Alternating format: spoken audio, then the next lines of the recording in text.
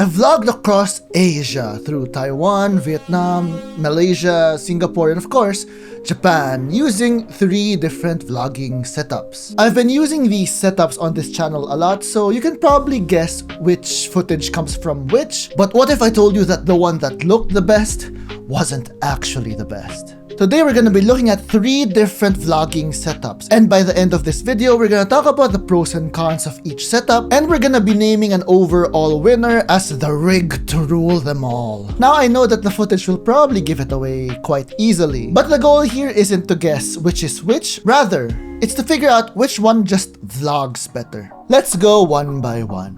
Camera 1, $350, Vietnam vlog.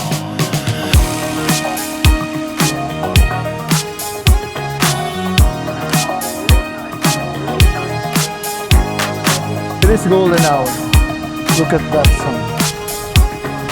Then suddenly there's a Starbucks in the middle of the shopping street. Look at that. This is a nice Starbucks.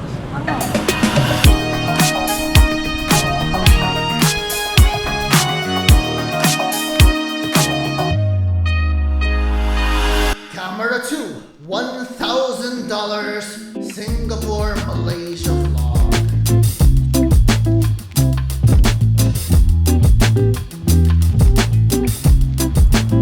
Now that's a view.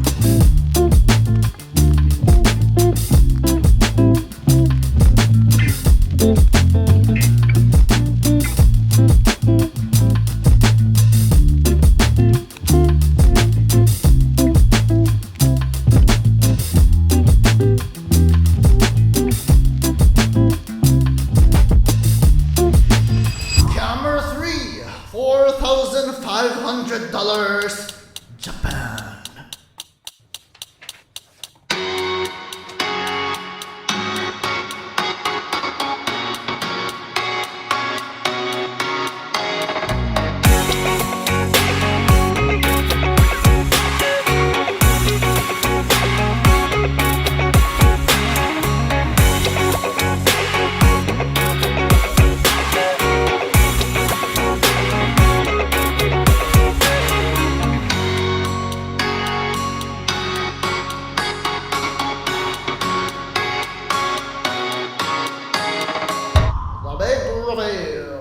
So, 3 rigs. I can describe the first rig as effortless, definitely fun, but quite limited. I can describe rig number 2 as a very solid middle ground, and I can describe rig number 3 as very pretty, but has a lot of friction. So, the big reveal. Rig number 1 is my DJI Action 5 Pro. Here it is. Very compact, very lightweight. My favorite feature about this is one click and you are recording. So rig number 2 is my Canon PowerShot V1, very recently released camera. It is amazing for most things that I need for it to do. It has a very nice microphone here, and you get Canon color science for your vlogs. So rig number 3 is the Sony a7 IV. Right now I have the 24 to 105mm lens on it with the microphone here. So we're going to be calling this the chunky boy from now on because it is heavy and it is big. Let's talk about pros and cons.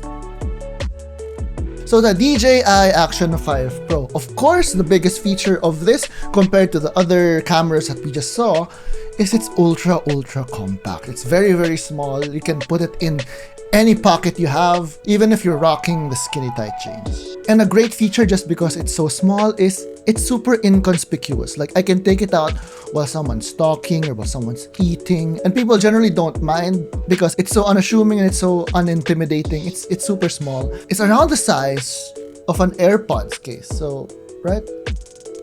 Super small, super duper compact. Another great feature for this camera is that it's very rugged. It's invisible in public, so I can just leave it out somewhere and film some B-roll. So I can leave it out on grass, I can leave it out on the streets, and generally I'll be fine with leaving this camera in public.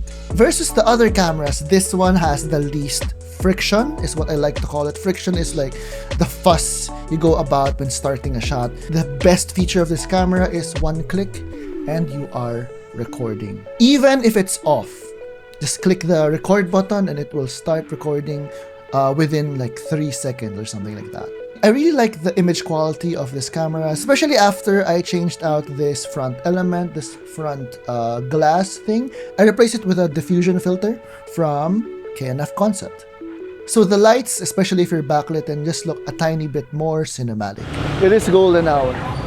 Look at that sun. And when I say frictionless, it really is quite frictionless, just because this camera pairs quite well with a DJI wireless mics. They work well together. You can just pair them and you don't need any external receivers or stuff like that. And even if you forget your DJI wireless mic, the audio on this thing is actually quite decent enough by itself.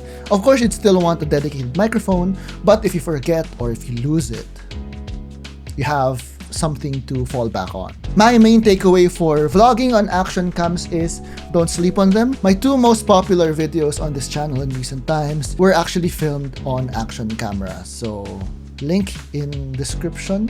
Camera number 2 is the Canon PowerShot V1. Now, compared to the action camera, this camera actually feels like a proper camera. Not to say that this isn't a proper camera, but there's just something about having something, holding something that feels like an actual camera. So it has a grip, it has like these buttons, dials, and stuff like that. It has a built-in lens, which zooms in around the equivalent of like 16 to 50 or something like that. Definitely the audio, the built-in audio on this camera is better than the built-in audio on the action cam. So Mel, this is called Haji Lane. It's called Haji Lane. So what you can find here are a lot of shops. So where we came from, if you turn around, these are all the bars. So super colorful kasi it's all, I think Mediterranean, mga Mexican. It's very vibrant. Vibrant. And then if you look here, dito sa mga sides na to, it's all the shops. This camera is built for vloggers, I think. So this serves perfectly well for my purposes going around Asia and just filming things. I particularly like that I can get a lot shallower depth of field, so the bokeh. So when you're shooting things, when you're trying to focus something on screen, the blurrier background that this camera can produce is a lot better than what you can get on an action camera. This is still compact, so compared to the size of AirPods, here, it's still not that big. It's not as pocketable as the DJI Action, but certain pockets probably would still be able to fit this camera. The low light of this is actually quite okay. It's not so bad. Definitely the aperture on this thing, it's 2.8 to 4.5, hurts it a little bit, but it's definitely usable for low light situations. My main takeaway for this camera is it's a very balanced rig. It's very reliable. I wouldn't mind just going around like any kind of trip with this in hand. Of course, it's not gonna be the best, but it is definitely a very reliable tool for vlogging, especially if you have limited bag space. Finally, the chunky boy. We have my Sony a7 IV with the 24-105 lens and this microphone on it. Of course, I do have other lenses, but even with my smallest lens, it's still quite big compared to my PowerShot V1. Right, compare that. So here is a size comparison again. AirPod. It fell. Here is my Sony a7 IV, and here is the AirPods case. Look at that. Huge size difference, right? One thing I want to talk about though before I get into this thing in more detail is how I vlog. The style of vlogging that I like to do is generally walk and talk. So like something like this. The Action 5 Pro especially, I don't even need to use a selfie stick because I can just handhold that. It's perfectly fine. A lot of the times when I have this, I don't even use the stick anymore. Same thing with the PowerShot V1. It's slightly bigger and it's slightly heavier, but it's still quite decent to hold at arm's length. For this one though, I do recommend having a selfie stick ready because sometimes it gets tiring to hold on to a camera this far from your face. This kind of lens is very effective, very useful for vlogging. It is a very hot day today. But this thing though, even with my 16mm lens, it's still quite heavy. If it's like this far, kinda okay with my 16mm lens. But if I'm using a lens like this, I really have to reach out. And this is still gonna be very tight. Even with a selfie stick, it's gonna be very heavy. So the a7 IV, even though it has a lot of pros, the con is it's just probably not the best for the style of vlogging that I do. Pretty though, the image quality on this thing is really, really nice. Just as a matter of physics, the best thing about this camera setup, is that you have access to so much glass. Look at the amount of glass on this thing. But that's also the con because it becomes so heavy. So I actually only bring this out if I know that I will want some pretty bokeh, so the blurry backgrounds. But really, the biggest reason why I don't bring this out is because it is just so much weight. It is a lot of friction when setting this up. And the benefit of having this on a travel vlog isn't actually that much, because people watch a travel vlog not for the technical specs, but rather for the story or the sights that they will be seeing. So as a vlogger though, I really have to choose, do I really need the glass or do I really need the portability? On that note, if you're going to tourist spots, this kind of setup is kind of okay, just because it'll fit in. A lot of people bring their huge big cameras to touristy areas and you don't draw too much attention. But if you go to more remote places or places that don't have tourists as much, this draws way too much attention. So I think for those places, you would rather this thing or the V1 or your phone, because this thing, the locals stare. Now, I experience a lot of friction when shooting with this rig. There's a lot of setup involved, and it's very easy to miss moments. So I use a zoom lens just so that I'm a bit more agile with the focal lengths of my vlogs, but it's still extremely easy to miss shots if you have such a big camera. And again, I think it's more of the weight rather than anything else actually. But sometimes when I bring this out and about, it feels a bit more like work.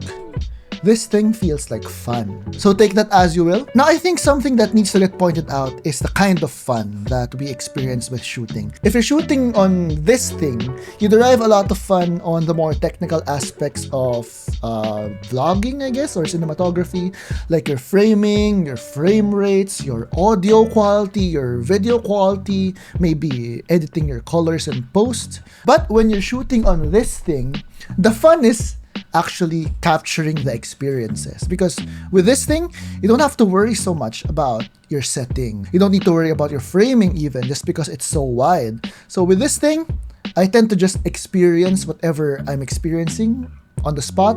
With this thing, the fun is in the actual capture, the actual videography.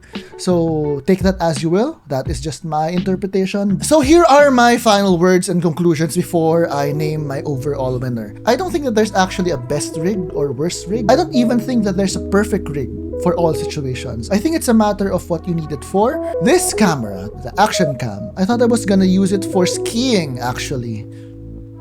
I haven't gone skiing ever, so I ended up using it for vlogging, and I'm having a lot of fun with it. It's super easy to use. So it's time to talk about the overall winner. And as much as I really like my A7 IV, it's not gonna be my overall winner, just because for the style of videography that I've come to be comfortable with throughout the years, this has become less of a priority use for me. It's still fun to use, don't get me wrong, but it's just heavy. It's not great for travel vlogging. This thing though is very, very nice to use, very fun, and the video quality that I got from this is surprisingly good. But it's still not the overall winner, so the number one winner is this thing. Just because one big thing for me is still how the camera feels. This still feels like a proper camera versus the DJI. But that is my opinion. If you have other opinions on what the best travel rig is, maybe there are things that I don't know about, let me know in the comments. But for now, thank you for watching. I'll see you in our next video. Like and subscribe!